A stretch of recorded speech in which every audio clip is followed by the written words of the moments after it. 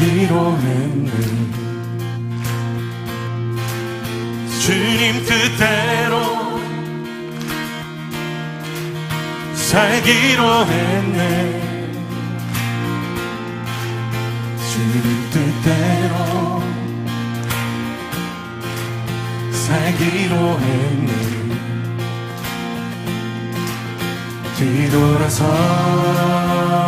뒤돌아서지 않겠네. 이 세상 사람 날 몰라줘도, 이 세상 사람 날 몰라줘도, 이 세상 사람 날 몰라줘도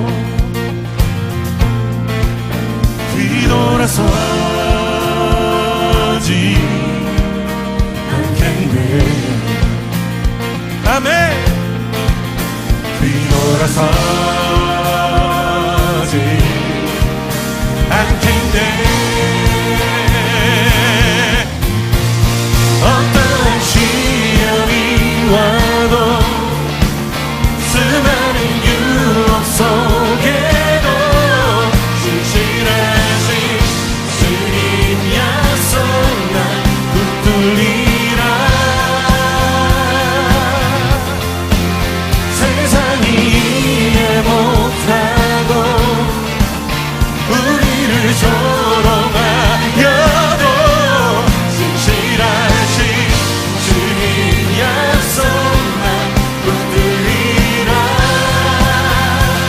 결코 돌아서지 않으리.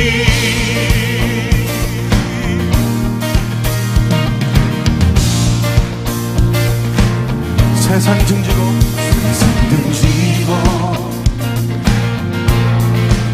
십자가 보내. 세상 등지고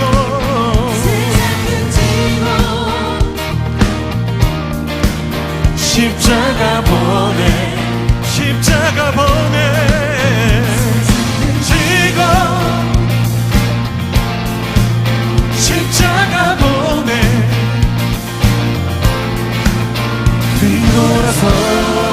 뒤돌아서지 않겠네. 여러분 그렇게 고백하십니까? 뒤돌아서지 않겠네. 어떠한 시련이 와도, 수많은 유혹 속에도 신실하신 주님 약속 난 붙들리라. 세상이 이해 못하고 우리를 조롱하여도 신실하신 주님 약속 난 붙들리라. 우리 주님 앞에 두 손 들고 고백합시다. 어떤 유혹이 와도, 어떠한 시련이 와도, 수많은 유혹 속에도 신실하신 주님 약속 난 붙들리라. 세상이 이해 못하고 우리를 조롱하여도 신실하신 주님 약속 난 붙들리라. 결코 돌아서지 않으리. 우리를 통해 일하실 주님 찬양합니다.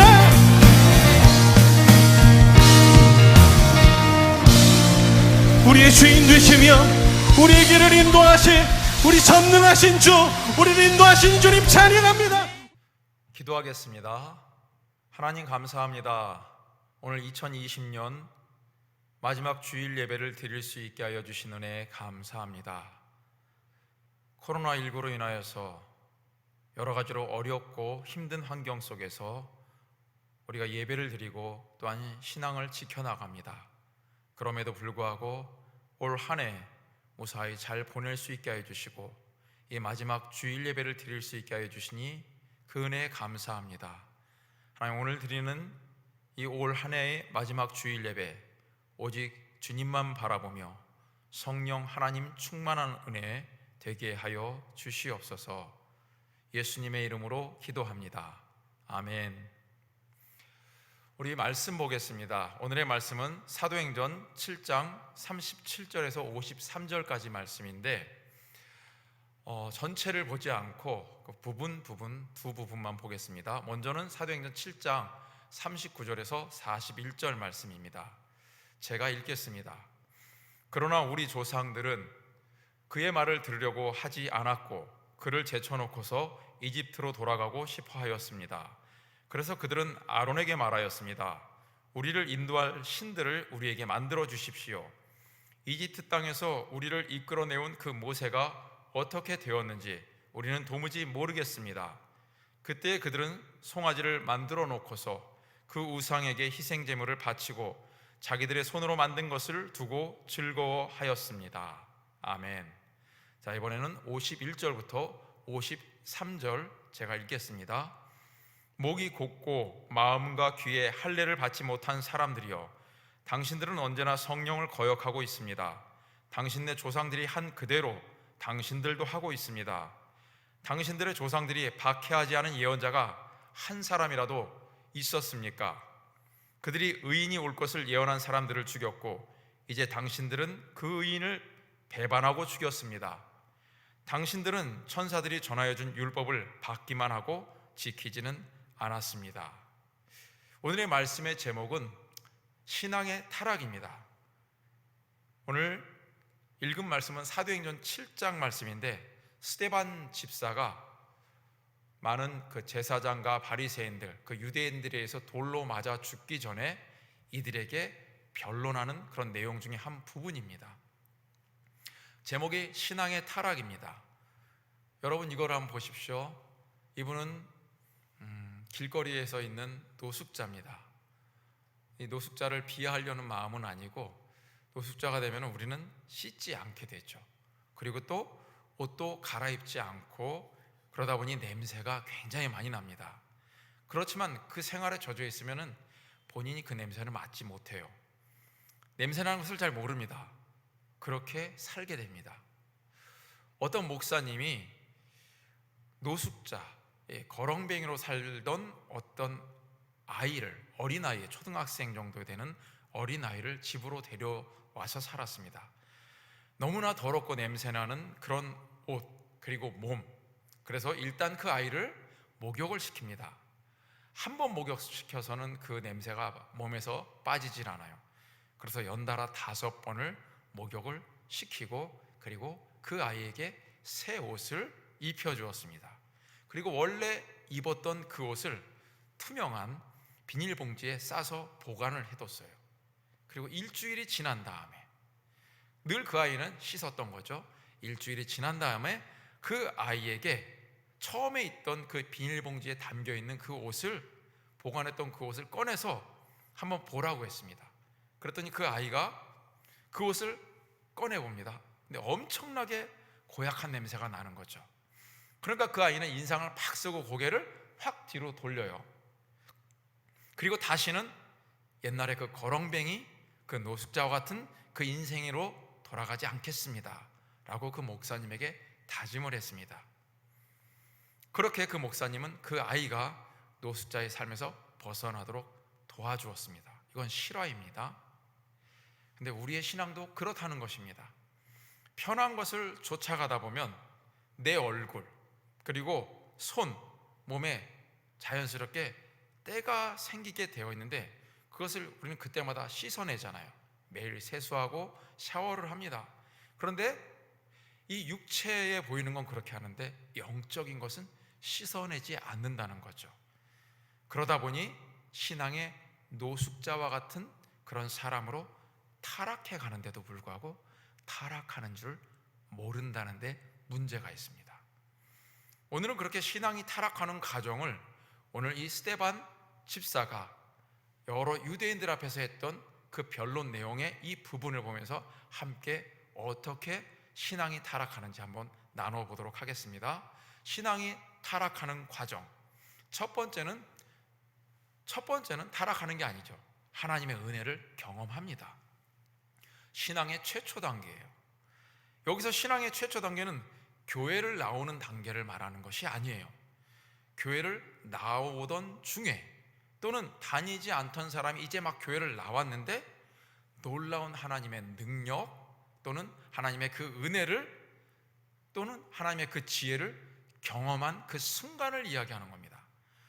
그러니까 어떤 사람은 교회를 평생 다녀도 이런 경험을 하지 않은 사람들도 굉장히 많습니다. 최초의 신앙 단계는 바로 이렇게 하나님의 은혜를 경험한 그 단계를 말하는 거예요. 자, 그렇게 은혜를 경험하는 것은 두 가지 경우가 있습니다.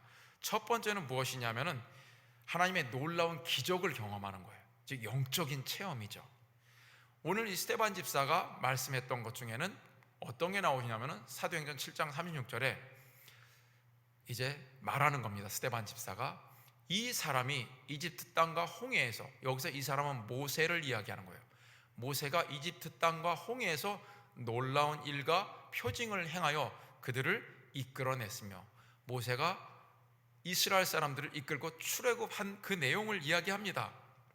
그때 이스라엘 백성들은 모세를 통해서 하나님이 이집트에 일으켰던 10가지 재앙들을 다 눈으로 봤습니다. 똑똑히 봤죠. 그리고 마지막에는 그 10가지 재앙을 통해서 이제 이집트를 탈출했고, 그래 마지막 탈출에 그 홍해를 건너는 것, 바닷물이 쫙 갈라지고 그리고 거기를 이스라엘 백성들이 건너죠. 그리고 자기들이 다 건넌 후에 그 뒤를 쫓아오던 애굽의 군사들, 그들은 그 홍해물이 다시 덮여짐으로써 그 바닷물 속에 모조리 몰살되는 것을 두 눈으로 다 봅니다. 이 하나님의 놀라운 능력과 자기들을 보호해 주시는 은혜를 우리가 보는 그 어떤 영화보다도 더 실감나게 이들은 경험했습니다. 우리들도 바로 그런 식의 은혜를 경험합니다. 어떤 거라냐? 죽을 병에 있다가 하나님께 기도하고 매달렸다가 병이 낫는 그런 기적, 또는 괴롭고 힘든 문제에 빠져 있다가 하나님께 기도했더니 기적적으로 그런 어려운 상황에서 탈출했던 그런 경험, 또는 하나님을 만나는데 놀라운 성령의 은사를 경험하는 것도 있습니다. 예를 들면은 기도하는 중에 방언을 받는 것, 정말 방언 처음 받는 사람들의 그때의 그 흥분감은 대단하거든요. 저도 그러한 경험을 했습니다. 방언을 받고 싶어서 그렇게 기도했는데 방언을 안 받았는데 어느 날 정말 버림받았다 생각해서 기도하는 중에 방언이 터졌던 거예요. 그때 너무나 감사해서 정말 눈물 콧물을 다 쏟아내면서 그렇게 기도했던, 하나님의 놀라운 은혜를 경험했던 그런 적이 있었습니다. 그렇게 영적인 체험으로 하나님의 은혜를 경험하며 신앙의 처음에 그 단계에 맞이하는 그런 사람들도 있고, 또 이렇게 하는 경우도 있습니다. 지적인 깨달음, 하나님의 지혜와 지식을 깨닫고 감격하는 거죠. 하나님을 연구하다 보니 이 성경에 나와 있는 이런 내용들이 조작되거나 또는 신화와 같은 내용이 아니라 정말이구나, 과학자들이 말하는 것을 기독교인 과학자들이에요. 그들이 말하는 것을 들어가면서, 또는 여러 신학자들이 논리적으로 말하는 우리 성경에 나와 있는 이야기를 들어가면서 그걸 보면서 감격을 하는 거예요. 나도 깨닫게 되니까. 그러면서 흥분하게 됩니다. 저도 그런 경험을 한 적이 있었습니다. 창조과학의 그 세미나를 어떤 박사님의 세미나를 통해서 들으면서 정말 흥분했던 적도 있었거든요. 이런 것들을 통해서, 즉 영적인 체험이거나 또는 지적인 체험을 통해서 정말 저는 이제 하나님을 믿습니다, 이렇게 해요. 그렇게 하나님의 은혜를 경험하는 거죠. 자, 그런데 그러면서 하다 보니 내 속에서 회개가 터집니다. 하나님을 알게 됐으니까요. 감사가 나옵니다. 저절로 찬양도 나오죠. 그러다 보니 어떤 경우에는 계속 기도하고 싶기도 하고요. 또 어떤 때는 그 기도가 조용히 하는 기도가 아니라 막 부르짖는 기도도 나오고요. 그리고 성경을 읽고 싶고 계속 교회에 있고 싶고 이런 반응들이 나옵니다. 여기 있는 친구들 중에 아직 그런 경험 안 해본 친구들 있죠? 이런 경험을 할 때 비로소 정말 하나님과 첫사랑이 시작되는 거예요. 자, 그러면 이 모습이 계속 지속이 되느냐? 거의 그렇지 않습니다. 은혜를 한번 경험하고 회개하고 감사하고 감격하는 것과 신앙을 계속 유지하면서 그 신앙을 성장시키는 것은 완전히 별개라는 거예요. 신앙을 하다 보면 그 기쁨이 있고 즐거움만 있는 것 같은데 그렇지 않아요. 고달픔도 있고 때로는 시험도 있고 여러 가지 어려운 것도 있습니다. 교회를 매주마다 나와야 되고 말씀도 읽어야 되고 또 기도도 해야 되고 또 예수님이 말씀하신 대로 살아내야 되고 이런 것들이 하다 보니 이제 점점 힘들어지는 거예요. 귀찮기도 하고 정말 즐거운 것도 많고 또는 어떤 때는 일어나고 싶지 않은데 예배 드리러 와야 되거든요. 여러분들 지금 아침에 일어나서 지금 이 시간 예배 드리는 것도 어찌 보면 귀찮은 거예요. 그러다 보니 매일 기도해라, 성경 말씀을 읽어라, 다른 사람들이 나를 욕하고 놀려도 사랑해야 된다, 이런 말 정말 점점 힘들어지는 거죠. 그래서 옛날에 내 마음대로 살았던 그때로 돌아가고 싶은 마음이 생기는 겁니다. 바로 이 출애굽했던 사람들도 그런 일이 있었습니다. 그러나 우리 조상들은 그의 말, 모세의 말을 들으려고 하지 않았고 그를 제쳐놓고 이집트로 돌아가고 싶어 하였습니다. 이스라엘 백성들은 모세의 말을 듣지 않고 다시 이집트로 돌아가고 싶어 합니다. 왜 돌아가고 싶었냐면은 홍해를 건넌 그 기적이 있었는데 너무나 감격했죠. 근데 3일 동안 이제 그 홍해를 건너서 광야의 길을 걸어가는데 물이 없었던 거예요. 그러니 그 뜨거운 태양 속에서 광야잖아요. 우리나라 환경이 아닙니다. 사막과 같은 광야에서 3일 동안 물이 없는데 거길 걷는다고 생각해 보세요. 그러니 불평, 불만이 올라오는 겁니다. 그래서 다시 이집트로 돌아가고 싶었던 거예요. 하지만 알고 보면 이들은 과거에 노예로 살았던 이집트 생활이 실제로는 즐겁지 않았었거든요. 노예로 살면서 힘들고 무시당했지만 그러나 지금 당장 목이 마르고 배고프고 힘이 드니까 그때가 즐거웠다고 생각되는 겁니다. 우리들의 경우도 마찬가지입니다. 우리들의 경우에도 처음에는 이 성령의 놀라운 체험을 하고 하나님의 은혜를 경험했을 땐 너무나 기쁘고 좋았지만 신앙을 지속하다 보면 여러 가지 해야 할 것들 그리고 그 감격은 계속 지속되지 않아요. 그러다 보니 다시 신앙은 뜨뜻미지근해지고 그리고 신앙생활하는 게 귀찮고 피곤합니다. 그러다 보니 옛날에 하나님 안 믿었던 그때 어떤 제약도 받지 않던 그때가 그리워지는 거예요.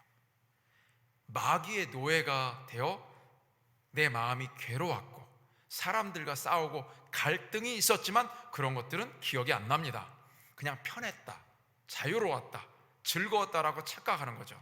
그래서 하나님의 간섭이 없던 옛날 그 시절로 돌아가고 싶어지는 겁니다. 그런데 문제가 하나 발생이 됩니다. 무엇이냐? 그냥 옛날로 돌아가면 하나님이 없다고 완전히 무시하는 건데 분명히 성령의 은혜를 경험했거든요. 하나님의 은혜를 경험했단 말입니다. 그러니 하나님이 있다는 것을 부인할 수는 없는 거예요. 그러니 옛날로 완전히 돌아갈 수 없습니다. 그것은 지옥 가는 길이라는 것을 알고 있어요. 하나님을 부인하는 짓은 그래서 하지는 못합니다. 그래서 어떻게 하느냐? 다른 방법을 찾습니다. 그것은 바로 자기에게 맞는 하나님을 만드는 겁니다. 자기가 원하는 하나님, 가짜 하나님을 만드는 게 바로 이 신앙의 첫 번째 타락의 과정입니다. 그래서 이스라엘 백성들은 모세가 하나님을 만나러 시내 산에 40일 동안 올라가 있는 동안에 모세의 형인 두 번째 지도자 아론에게 간청을 합니다. 이렇게 간청을 하죠. 오늘 본문의 7장 40절에 보면 그래서 그들은 아론에게 말하였습니다. 우리를 인도할 신들을 우리에게 만들어 주십시오. 처음에 아론은 이 이스라엘 백성들의 이 간청을 거절합니다. 하지만 끈질기게 강압적으로 계속 이야기하는 거예요. 모세는 죽은 같은데 당신 아론이 우리를 위해서 빨리 이 인도하신 하나님을 만들어 주세요. 자꾸 이렇게 얘기하니까 아론은 더 이상 버티지 못하고 만듭니다. 그래서 어떻게 하느냐? 금송아지를 만들어요. 사도행전 7장 41절에 보면 그때 그들은 송아지를 만들어 놓고서 그 우상에게 희생 제물을 바치고 자기들의 손으로 만든 것을 두고 즐거워하였습니다. 사람들은 이 금송아지를 무엇이라고 했냐면은 우리를 애굽에서 탈출시킨 하나님이다, 이렇게 믿었어요. 그리고 그 금송아지 앞에서 제사를 지냅니다. 그리고 거기서 춤추고 즐거워하는 거였어요. 자기들이 볼 수 있는 하나님을 만든 거예요. 자기들이 만든 하나님입니다. 성경에 나온 진짜 하나님이 아니라 가짜 하나님. 이스라엘 백성들은 자신들이 원하는 하나님을 만들었어요. 우상을 만든 겁니다. 그리고 우상을 숭배한 겁니다. 그래서 하나님은 어떻게 하시느냐? 그 다음에 42절을 보면 그래서 하나님께서는 그들에게서 얼굴을 돌리시고 그들을 내버려 두셔서 하늘의 별들을 섬기게 하셨습니다. 이것은 예언자들의 책에 기록된 바와 같습니다. 이스라엘 가문아, 너희가 40년 동안 광야에 있을 때에 희생물과 제물을 내게 바친 일이 있었느냐? 너희는 몰렉신의 장막과 레판신의 별을 받들었다. 그것들은 너희가 경배하려고 만든 형상들이 아니더냐? 하나님은 이런 사람들, 이런 교회들에게서 얼굴을 돌리십니다. 그리고 그들이 하는 대로 그냥 내버려 두세요. 오늘 본문은 바로 이것을 말하는 겁니다. 즉 몰렉신이나 레판신과 같은 가짜 하나님을 섬기도록 그냥 내버려 두세요. 세상 가치관이 교회에 그대로 침투해 들어와서 세상 가치관을 가지고 설교하고 그렇게 운영되는 교회들이 제법 많습니다. 우리 평신도, 여러분, 우리 학생들, 그리고 우리 성도들, 우리의 행동도 이 이스라엘 백성들의 행동들과 비슷하다는 거예요. 하나님에 대한 이 첫사랑의 간격을 유지하는 것이 쉽지 않다는 것을 알게 돼요. 신앙생활을 하려면 힘들고 귀찮은 것도 많습니다. 그러니 예수님이 나의 주님이라고 하는 것을 이제는 어떻게 하느냐? 그렇게 하지 않고 내가 주인이 다시 되는 거예요. 이런 것에서 벗어나고 싶지만, 즉 세상 것에서는 벗어나고 싶지만 하나님을 올바로 믿는 것도 쉽지 않으니까 어떻게 하느냐? 내가 주인이 아니라는 것은 아는데도 불구하고, 지옥 가는 것이 분명히 있다는 것을 알매도 불구하고 타협을 해요. 지옥 가는 걸 알기 때문에 타협을 합니다. 내가 하나님을 나에게 맞는 하나님으로 만든다는 거죠. 성경에 나온 진짜 하나님이 아니라 가짜 하나님을 만듭니다. 그리고 그 하나님을 경배한다고 생각하면서 교회에 나오고 신앙생활을 합니다. 그리고 그렇게 그것을 유도하는 교회들도 많아요. 왜냐하면 그분들도, 그 목사님들도, 또 그 교회들도 세상 가치관을 따르지 않으면 교회 성도들이 오지 않기 때문에 그렇습니다. 그래서 그런 세상 가치관을 따르는 교회의 특징을 보면 무엇을 많이 얘기하느냐면 복을 받아야 된다고 이야기합니다. 내가 중심이 된 그런 번영신학이라고 그래요. 번영하는 신앙, 이런 것들을 자꾸 강조해요. 교회에 오면은 신앙생활 잘하면 복 받습니다. 세상적인 복을 이야기해요. 무슨 복이냐? 교회에서 신앙생활 잘하면은 여러분 좋은 학교 갑니다. 성적 잘 오릅니다. 그리고 나중에 대학교 좋은 데 갑니다. 그리고 좋은 곳에 취직합니다. 돈도 많이 법니다. 부자가 됩니다. 편안하게 살 수 있습니다. 이런 것들을 강조하게 되는 거예요. 신앙의 중심이 하나님이 아니라 인간 중심으로 변질됩니다. 그러나 이런 신앙 단계로 들어서게 되면 결국 이런 사람들은 하나님의 심판을 받습니다. 오늘 본문의 스데반 집사가 말하는 것 이렇게 말해요. 그러므로 나는 너희를 바빌론 저쪽으로 옮겨 버리겠다. 이스라엘의 나라는 멸망하고 바벨론의 포로로 끌려가는 게 역사적으로 있었던 이야기예요. 그래서 이것을 경험한 사람들은 2단계, 즉 자기가 원하는 가짜 하나님을 만들어서 그것이 경배하는 것, 이것이 잘못됐다는 것을 알게 됩니다. 언제? 이 바벨론 포로로 끌려가고 나니까 알게 되는 거야. 아, 내가 잘못된 신앙을 하고 있구나. 그러면 어떻게 하느냐? 하나님, 가짜 하나님은 잘못되었다는 신앙까지는 이제 알게 되는 거예요. 가짜 하나님을 만들면 안 되지. 성경에 나와 있는 하나님이 아닌 내가 만든 하나님을 만들면 안 되는 거구나. 그걸 알게 됐어요. 그러나 어떻게 하냐? 또 다른 방법을 찾습니다. 이제는 가짜 하나님을 만들지는 않지만 그렇다고 진짜 하나님을 또 찾는 것도 아니에요. 왜 이런 일이 반복되느냐? 내가 완전히 죽지 않았기 때문에 그래요. 나도 예수님과 함께 십자가에 못 박혀야 되는데 여전히 내가 살아 있습니다. 그러다 보니 내가 죽지 않고 나의 유익을 자꾸 구하다 보니까 다른 방법을 찾는 거예요. 이들은 이제 하나님은 그대로 두고 여전히 자신들의 이익을 위해서 하나님이 계실 수 있겠다고 나름 생각하는 성전을 만듭니다. 그것이 3단계 잘못된 신앙의 모습이에요. 3단계, 내 이익을 위해서 하나님의 성전을 짓는 것입니다. 그런데 그 성전을 한번 보겠습니다. 오늘 스데반 집사가 이야기하는 거예요. 사도행전 7장 48절. 그런데 지극히 높으신 분께서는 사람의 손으로 지은 건물 안에 거하지 않으십니다. 그것은 예언자가 말하기를 주님께서 말씀하신다. 하늘은 나의 보좌요 땅은 나의 발판이다. 너희가 나를 위해서 어떤 집을 지어주겠으며 내가 쉴 만한 곳이 어디냐? 이 모든 것이 다 내 손으로 만든 것이 아니냐 한 것과 같습니다. 하나님은 성전에 매여 있는 분이 아니에요. 그런데 사람들은 어리석게도 내 틀 안에 하나님을 가두려고 합니다. 그래서 하나님을 모셔둘 만한 성전을 만듭니다. 다윗 왕, 그런 왕이 되어서 하나님을 모실 성전을 크게 갈망했어요. 그런데 사람들이 하나님의 성전을 지으려는 그 마음속에 깊은 동기가 무엇이냐? 그것은 하나님을 위한다기보다는 자신을 위한 겁니다. 오늘 본문 46절을 보겠습니다.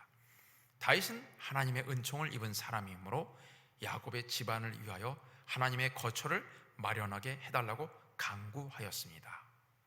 하나님을 위하여가 아니라 야곱의 집안을 위하여 성전을 짓고 싶은 겁니다.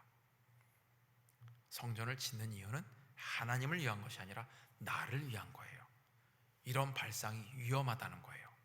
하나님 중심이 아니라 인간 중심이기 때문에 그렇습니다. 그래서 어느 날 마음이 틀어지면 내 자신을 위해서 만든 그 성전이다 보니까 그곳에 모시기로 한 진짜 하나님을 거부합니다. 성전만 거룩하게 보이도록 그럴싸하게 만들게 된다는 얘기예요. 그래서 스데반 집사는 그 이스라엘 백성들을 향하여 꾸짖습니다. 목이 곧고 마음과 귀의 할례를 받지 못한 사람들이요, 당신들은 언제나 성령을 거역하고 있습니다. 당신네 조상들이 한 그대로 당신들도 하고 있습니다. 당신들의 조상들이 박해하지 않은 예언자가 한 사람이라도 있었습니까? 그들은 의인이 올 것을 예언한 사람들을 죽였고 이제 당신들은 그 의인을 배반하고 죽였습니다. 그 의인은 누구냐? 예수 그리스도. 예수 그리스도를 이 유대인들이 어떻게 했느냐? 예수 그리스도가 올 거라고 예언했던 선지자들을 역사적으로 보면 다 죽였어요. 그리고 이제 그 의인도 이 유대인들이 십자가에 못 박아서 죽였습니다. 오늘날 보십시오. 우리들의 문제점 보십시오. 문제점을 명확하게 지적하는 목회자들의 그 이야기, 설교 말씀은 듣는 것이 부담스러워요. 한 번은 들을 수 있는데 매 주마다 그런 설교하면 좀 듣기가 거북합니다. 싫어합니다. 그러다 보니 그런 목사님이나 그런 교회를 피하거나 그런 설교는 안 들으려고 해요. 그리고 나에게 좋은 설교, 나에게 편한 설교, 내 입맛에 맞는 설교를 들으려고 하고, 지금 말씀드린 이렇게 올바른 설교를 하거나 그런 목회를 하는 목사님들은 어떤 경우에는 쫓아내기도 합니다. 그것이 바로 예수님을 십자가에 또다시 못 박는 거예요. 큰 죄죠. 스데반을 죽였던 이 제사장과 그 무리들은 이들이 지은 죄와 지금 똑같은 죄를 교회들이 또 짓고 있다는 겁니다. 진짜 우리는 하나님을 모셔야 해요.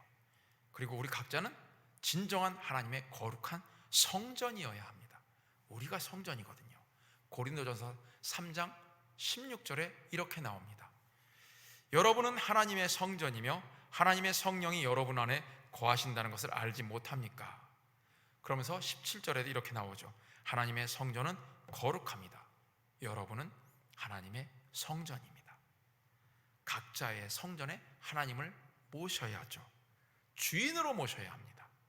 내가 싫다고, 또 부담스럽다고, 거추장스럽다고, 귀찮다고, 힘들다고 하면서 성령 하나님을 무시하거나 쫓아내면 우리는 예수님을 2번 십자가에 못 박는 겁니다. 명심하십시오. 신앙의 타락은 오늘 설명과 같이 단계별로 이렇게 들어옵니다. 첫 번째는 하나님의 은혜를 경험하는데 그것을 지속하는 것이 쉽지 않다라고 생각되니까 자기가 원하는 가짜 하나님을 만드는 단계, 그렇게 타락을 하게 되고요. 그리고 그 다음 타락은 내 이익을 위해서 하나님의 성전을 짓는 이런 타락의 모습으로 간다는 것. 왜 이렇게 되느냐? 내가 살아있기 때문에, 내가 나의 주인이기 때문에 그렇습니다. 예수님이 우리의 주인이세요. 내가 주인이면 그 신앙은 틀어집니다. 예수님 십자가에 못 박혔듯이 우리도 각자 우리의 십자가에 못 박혀야 되는 거예요. 내가 죽어야 예수님이 삽니다. 내 안에서. 그 예수님이 하신 말씀이 무엇인가요? 우리 주인 되신 예수님이 하신 말씀, 우리 유익을 위해서 사는 것이 아니라 사랑하면서 살라고 했어요. 하나님 사랑, 이웃 사랑. 그런데 우리는 예배나 성경을 통해서 이 하나님 말씀을 듣기는 하는데 말씀대로 행동하지는 않습니다. 적당한 선에서 지키려고 하죠. 근데 분명히 성경 말씀엔 이야기합니다. 요한일서 3장 18절. 우리는 말이나 혀로 사랑하지 말고 행동과 진실함으로 사랑합시다. 행동해야 되는 거예요.